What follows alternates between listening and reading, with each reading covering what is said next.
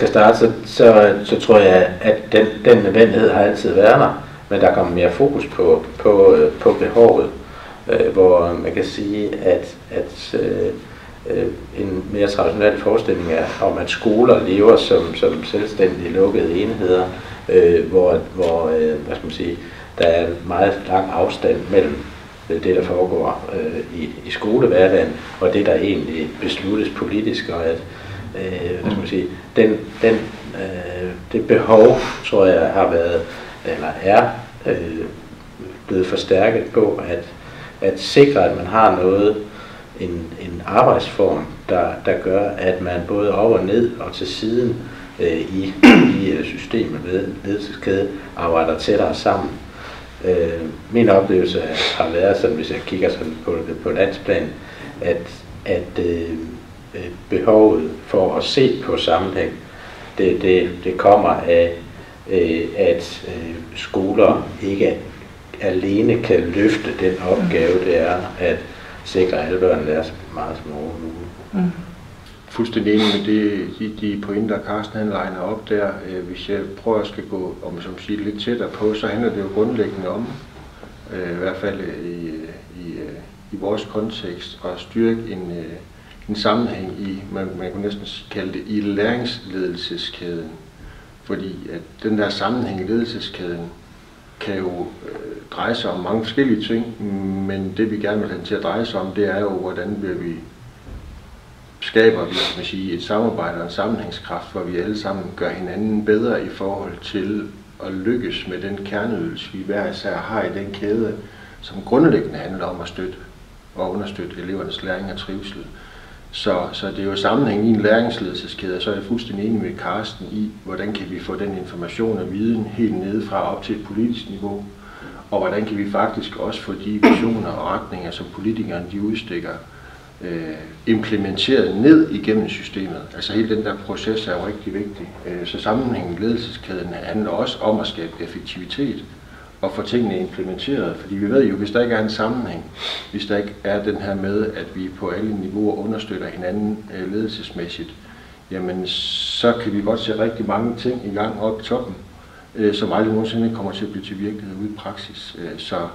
Så der ligger også et effektiviseringsperspektiv i det her, altså forstået som det at skabe læring og trivsel. Jeg tror, de har det behov, der hedder egentlig at hælde nedad, hvis man metaforisk skal sige det, at nu har jeg taget alle steppene fra lærer til mellemleder til skoleleder til chefniveau, ikke? Og det man egentlig oplever, når man tager skridtet op, er jo altid, at man hurtigt nemt kan blive trukket med opad i systemet og få meget fokus på, hvad sker der rent politisk. Men det, der er rigtig vigtigt hele tiden, for det er også en vigtig del af det, men at have fokus på, hvem er det faktisk gerne skal komme til gode. Og det er derfor, jeg lige nøjagtigt tror, og jeg synes, at det er vigtigt, at vi bliver i det her projekt, det er netop den der med at blive ved med at have det der fokus på, at det er børnene, vi er her for, og hvordan er det så, vi gør det godt med de forskellige opgaver, vi nu har igennem kæden. Og det tænker jeg sådan, at skolelederne, de vil sige, at det er rigtig, rigtig vigtigt, at de får mulighed for at klæde os på chefniveau og på direktørniveau på til, at der bliver indstillet til de rigtige beslutninger på politisk niveau. Der egentlig giver mening der. Ja. Så det tror jeg, det er det perspektiv, man bringer i spil. Ja.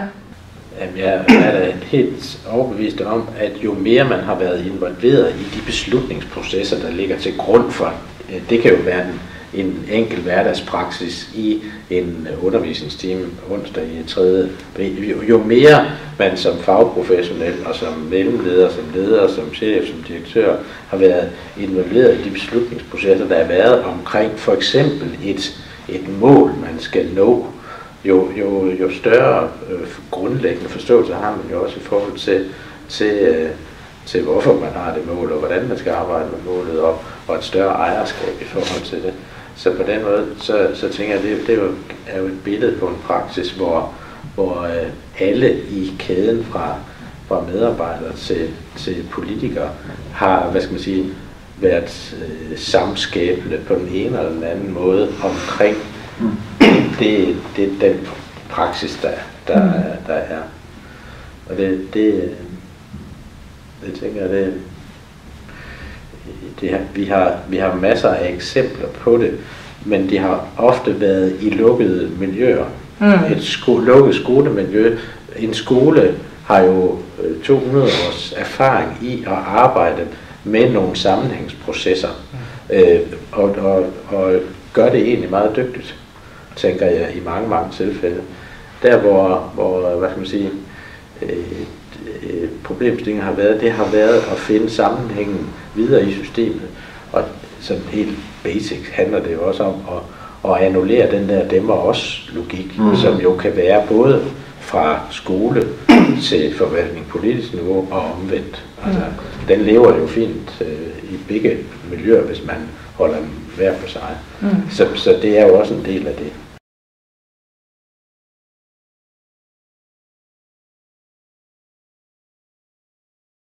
Jeg tænker også, at nu spørger du til, hvor kan man se, at det virker. Det kan faktisk nogle gange godt være svært at sådan give et klart billede på, fordi det er sådan en fornemmelse, man har. Men man er i hvert fald ikke i tvivl om, når det ikke virker. Når der ikke er sammenhæng, og det er både op og ned, altså de situationer, der tror jeg alle sammen har været med i processer, hvor man siger, det her det spillede slet ikke sammen, det der blev besluttet i forhold til det, der faktisk var brug for, eller omvendt, eller måske hvor man skulle samarbejde på tværs af andre. Og når det ikke virker, så er det jo der frustrationen kommer, og så er det der, hvor man ved, det her det er i hvert fald ikke sådan, det skal være. Ja. Altså noget af det, jeg synes, vi kan se, har udviklet sig i kraft af det forløb, vi har været igennem, det er, at hvad skal man sige, de fora, hvor skoleledere og vejledere mødes med hinanden, og også sammen med forvaltningen, at de i langt højere grad er blevet producerende fællesskaber, hvor hvad skal man sige, de opgaver, man står med, at dem er der ikke nogen, der har løst på forhånd. Dem løser vi sammen. Og den der samhørighed, der ligger ind i det, og både en indsigt i det, man skal arbejde med, og at man selv har arbejdet med det, gør jo også, at vi kan se, at hvad skal man sige, ejerskabet bliver større, og implementeringskraften bliver højere. Men jeg tænker i hvert fald, for lige at bygge lidt videre på det, som Carsten og Mads var inde på, kan man sige, hvad er målet med at styrke den her sammenhæng i ledelseskæden, ud over de ting, vi har drøftet om, så handler det jo også netop om, at man som direktør, som chef, som skoledistriktsleder, som skoleleder, som lærer, pædagog ude i 3.B, bliver understøttet af den der sammenhæng i, hvad er det lige præcis, der skal være mit fokus, der hvor jeg er, både i forhold til nedad, men også i forhold til opad. Hvad er det, jeg skal være opmærksom på at bruge min energi på i det relationelle? Så den der bevidsthed om, hvad er det, vi alle sammen har som vores fokus, hvad er det alle sammen, vi har som vores forpligtelse, alt efter hvor vi er henne, og en viden om de andre niveauers fokus og forpligtelse, er jo forudsætningen for, at vi styrker det relationelle. Hvis vi ikke har den indsigt og den forståelse for, hvad vores fokus og forpligtelse er hele vejen igennem kæden, så får vi jo ikke styrket det her relationelle, så får vi ikke styrket et fælles sprog om, hvad læringsledelse egentlig grundlæggende og sammenhængen i læringsledelseskæden faktisk skal understøtte. Vi kommer simpelthen til at tale forbi hinanden. Så der ligger også noget i, jamen skal jeg have den rigtige information og have den rigtige dialog med mine skoledistriktsleder, jamen så skal de jo også vide noget om, hvad er det egentlig mit fokus er, hvad er det egentlig jeg er forpligtet på, og hele vejen ned igennem kæden på den. Så det handler rigtig meget om at styrke et fælles sprog for mig at se i det her. Men det skal jo funderes i, at vi får styrket en bevidsthed om, hvad er det for nogle forskellige roller og opgaver, vi har, fordi vi er på forskellige niveauer i det her system. Ja, altså noget af det, som jeg synes, vi kan registrere, når vi for eksempel i en faglig ledergruppe, hvor der sidder ledere og medarbejdere og skoleledere sammen og arbejder med data om elevernes progression for eksempel. Det er en relativt ny beskæftigelse for skoleledere at dele det med hinanden på tværs. For nogen så er det måske også en relativt ny ting i det hele taget at beskæftige sig med det. Men det rum, det der gør ved relationen der, det er jo for det første, at man skal have en tillidsfyldt ramme omkring det, ellers så giver det ingen mening. Det kender vi også fra en mere traditionel forvaltningsskolelederlogik, hvor hvad skal man sige, man har kunnet sidde og bilde hinanden alt muligt mærkeligt ind, hvis man havde sagt til det, uden at der var nogen, der kunne finde ud af det. Men hvis man går ind i det der forpligtende fællesskab i det, så kræver det åbenhed, det kræver tillid, og det kræver, at man, bryder hierarkier ned. Og det vil jo ikke hjælpe noget, at man sidder i et provocerende fællesskab og hævder sine hierarkier i forhold til det. Så jeg tænker, i forhold til sådan det relationelle mellem niveauer, så betyder det noget. Og det tænker jeg, der også er en læring, som skoleledere og i høj grad ledere og medarbejdere har med sig, når de har læringssamtaler med de medarbejderteam, de har. At hvis de sidder der for bordenden og hævder hierarkiet, så kommer der ikke noget ud af det. Altså, hele den der grundlæggende tænkning om tillid og åbenhed og fællesskab omkring det tror jeg er noget, det vi er i gang med at flytte på i relationen. Ja.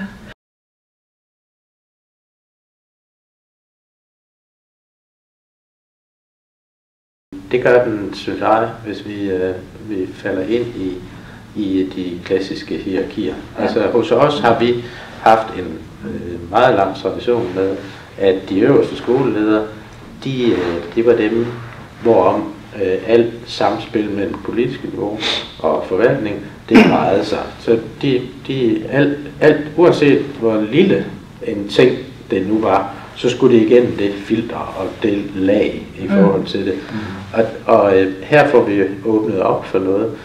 Og der, hvor, når det går galt, så er det fordi, at vi ikke er tro imod de systematikker, vi har lavet for at skabe sammenhæng. Og det tænker jeg, der er vi stadigvæk på rejse i det der med at blive rigtig dygtige til at arbejde med de rigtige ting i de rette fora. Fordi fællesskab betyder jo ikke, at alle skal sidde rundt om bordet altid. Der er jo nogen, der har forskellige opgaver, og der skal laves forskellige ting i forskellige fora. Men det der med at blive skarp på, hvad man arbejder med de forskellige steder, og hvordan det flyder imellem de forskellige opgaver, roller, niveauer. Det tænker jeg, det er vi da ikke sådan verdensmester endnu, men jeg synes, vi har fået sat skarpt på det i hele vores organisation. Ja, noget af det vi i hvert fald er lige nu rigtig meget i gang med, det er at prøve at beskrive, hvad formål og fokus er for de forskellige fora, vi har.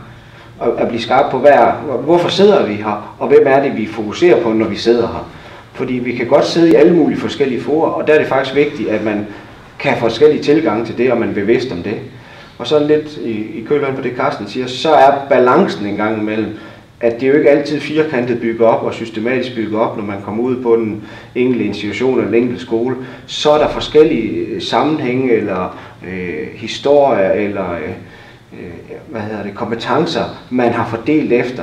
Og så skal vi også have systemer, der egentlig kan holde til, at det skal give mening i situationen. Samtidig med, at vi laver de her forpligtende fællesskaber, der også bygger på tillid og bygger på, at relationen er vigtig, og for at vi faktisk udvikler sammen, så skal man kunne kende hinanden og have en vis tillid til hinanden. Altså, der er sådan et felt, hvor man skal være skarp på at sige, hvad er det for nogle valg, vi træffer, hvorfor træffer de valg, og hvad har vi så truffet af fravalg i det. Og hvor meget kan vi navigere undervejs i den del, så vi kan få alle med, men også være skarpe i det. Hvis man skulle sige et eller andet, som siger helt overordnet, så er vi jo optaget af, at det her, det skal understøtte det, at hele Hjørring skole er et professionelt læringsfællesskab, uden at vi går dybere ind i det. Men i det der ligger jo også sammenhæng i ledelseskæden som helt afgørende, ikke? At vi alle sammen har en fælles forpligtelse, uanset hvor vi er henne i organisationen. Forpligtelse for mig ser også et rigtig vigtigt ord her, fordi det er fint at snakke om relationer, det er fint at snakke om tillid og åbenhed og mening, og det er også helt afgørende. Men jeg tænker også, at det her med at styrke sammenhængen i ledelseskæden i forhold til at blive et professionelt læringsfællesskab handler også rigtig meget om, at vi gør os umage med at finde ud af, hvad er det så lige præcis mit fokus og min forpligtelse skal være på vegne af elevernes læring og trivsel. hvor jeg tror, samtidig bruger vi tid på at ikke få prioriteret, hvad er det så lige præcis, jeg skal fokusere på, og hvad er min forpligtelse rundt omkring mig i organisationen. Vi kommer tit til at gøre nogle ting, som måske ikke er baseret sig på en fælles forpligtelse, et fælles ansvar, en fælles retning. Så det her handler jo også om at skabe fælles retning i høj grad, ikke også, og fælles fokus på, hvad er det lige præcis, vi er her for, og hvad er min rolle så i det. Der tror jeg jo, vi er i gang, men jeg tror også, det er sådan et arbejde, vi aldrig bliver færdige med, fordi det er rigtig, rigtig svært. Fordi der altid vil være nogle modsatrettede interesser og traditioner og andre motivationer i spil.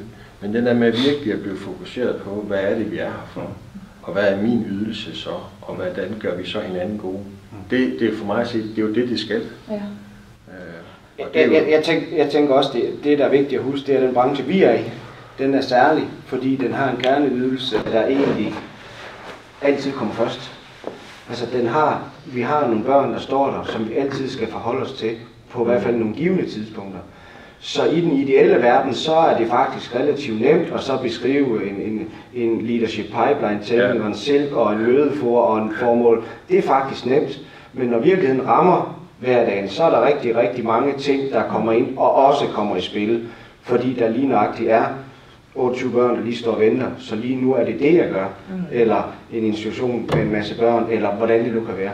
Og det er faktisk rigtig vigtigt for mig i det her projekt, når vi også tænker fremad, at vi hele tiden har den her faktor med, at vi kunne sagtens lave, hvis det kun var det, vi skulle lave, så ville vi lave et fuldstændig perfekt system. Men vi har en virkelighed, der rammer os, og en kalendergymnastik, og vi kender det alle sammen, som egentlig også skal gå op. Så vi skal også have nogle præmisser, der er realistiske i det.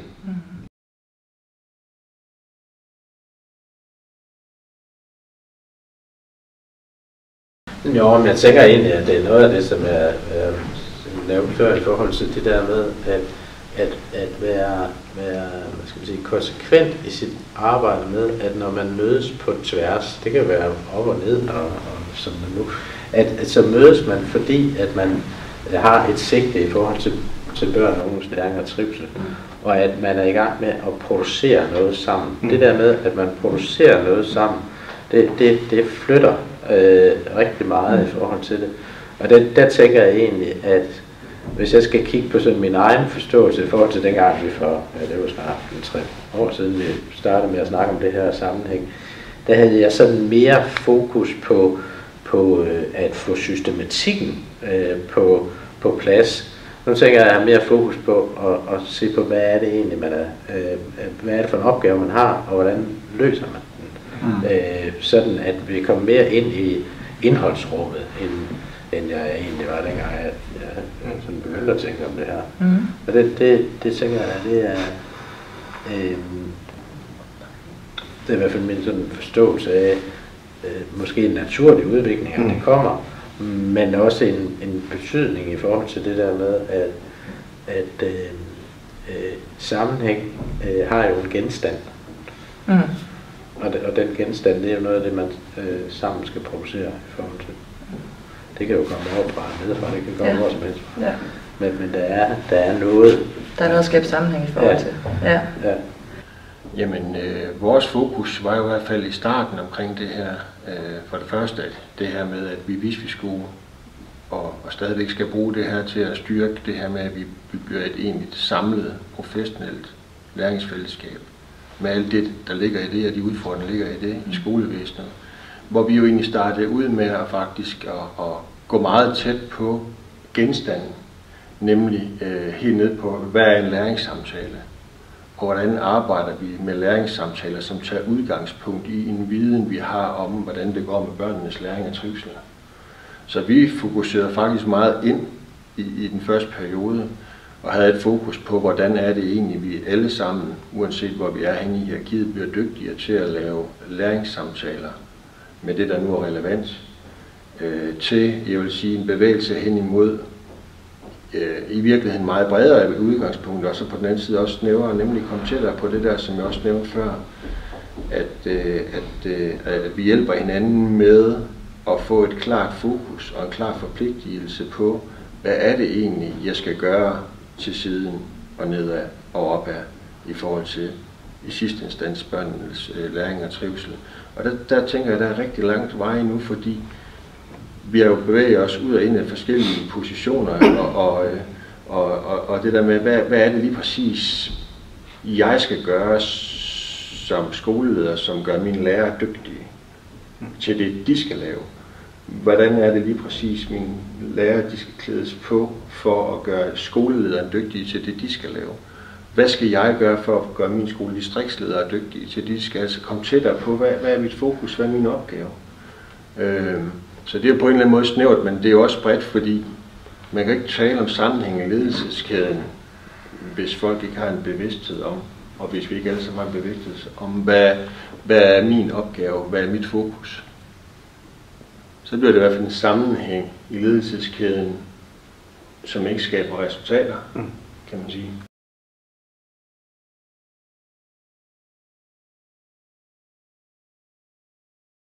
Jeg tænker, at noget af det, Carsten lige er inde på her til sidst, og Peter siger, der er 2 ting, jeg sådan hæfter mig ved. Det ene, det er der, hvor vi er som organisation i Rebild, og det så Carsten siger, at der tror jeg, det er et pendul, der sådan svinger, at så er man meget fokus på struktur, og så når man har den del, så kommer man over og har meget fokus på indhold og kan være der. Så er det jo sådan i de organisationer, det er jo sådan flydende mekanismer, hvor der også kommer folk til og fra. Og så på et tidspunkt, så kan det være, at man skal over sådan ligesom at genopfinde sig selv her. Sådan tror jeg egentlig meget også udviklingen er, sådan rent organisatorisk. Men det Peter er inde på, det er jo faktisk det, der er det vigtige, netop at uanset hvor man er, at man er dygtig til at holde fokus på, hvorfor vi er her. Så det er egentlig det, jeg sådan tager med mig i dag. Det er det der med, at jamen, vi er måske her, og Carsten, han er, fordi han arbejder med i 3 års svinger herover, og der kommer vi nok også til, og det kan være, at Carsten, og han får mange nye folk ind, så svinger han tilbage. Det ved man ikke. Men det, der er vigtigt, det er faktisk, at uanset hvor vi er, det er, at vi holder fokus på det, der er vigtigt, nemlig børnenes læring og trivsel. Jeg kunne godt tænke mig i hvert fald lige at slutte af med at sige noget af det, som i hvert fald jeg lige kommer til at tænke på den her drøftelse, og som vi også er optaget af og vil være optaget af, det er måske noget, man samtidig overser, men den der med, hvordan er det så egentlig, vi bliver dygtige i der ledelseskæde. I sammenhængen ledelseskæden bliver jo også styrket af, at vi bliver dygtige til at opdage og fortælle hinanden om, hvordan vi lykkes med at skabe den der sammenhæng. Altså hele vidensdelingsdelen. Altså, jeg tror ikke, vi er så gode til at fortælle hinanden gode, tykke historier om, hvordan vi lykkes med at skabe sammenhæng. Og det tænker jeg også er noget af det, vi skal tilbage i det hele taget i vores skolekultur. Det er den der altså arbejdsglæden, engagementet og stolthed hele vejen op igennem kæden. Ikke? Der har været nogle hårde år, ikke? Så, og vi kan mange ting, og vi lykkes med mange ting, men vi er måske ikke så gode til at kommunikere det i sammenhængen.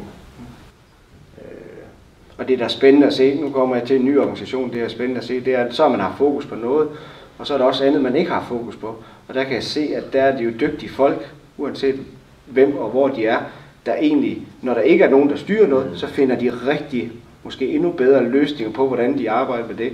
Det er måske sådan noget, man skal huske at binde sig om, at måske skal man ikke styre det hele, måske skal man faktisk give rigtig meget fri, fordi der er rigtig mange dygtige folk, der sagtens skal finde ud af at strukturere deres hverdag selv. Men det er vel også sådan en af de der bagvedliggende grunde til, at vi har arbejdet med det her. Det er jo for at blive fri af et kontrolsystem, der sætter KPI'er op i forhold til mindste detaljer. Det er jo den, hvad skal man sige, nu jeg ikke folkeskolen har været der på noget tidspunkt, men der var en drejning hen imod det på et tidspunkt til, at vi er nødt til at prøve at sikre os, at de fagprofessionelle, som står i den hverdagspraksis omkring værket med børn, at de hvad skal man sige, er med på sammenhængen og rejsen, og også har det frirum til at arbejde i det. Og det tror jeg er væsentligt, at vi har et fælles sigte på.